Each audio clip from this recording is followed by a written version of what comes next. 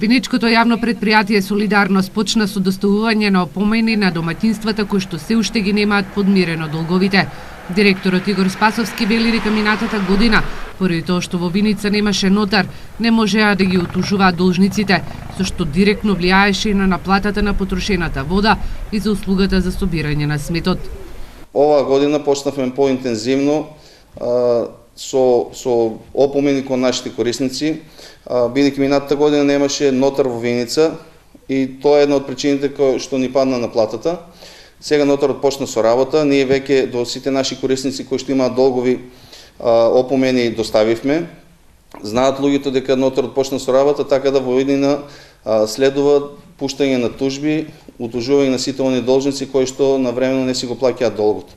Спасовски вели дека граѓаните кои имаат неподмирени сметки можат да направат договори со јавното предпријатие Солидарност за да долгот си го платат и на рати. Оние кои што имаат долгови дека можат да дојдат кај нас, да го измират долгот, а даваме опција и измирување на долгот на рати. Значи ќе се направи договор за плаќање на рати и секој месец ќе си плаќаат одредена рата во зависност од можностите. Да ја даваме и таа опција за да не им дојде многу терет на оние граѓани кои што не плаќале редовно.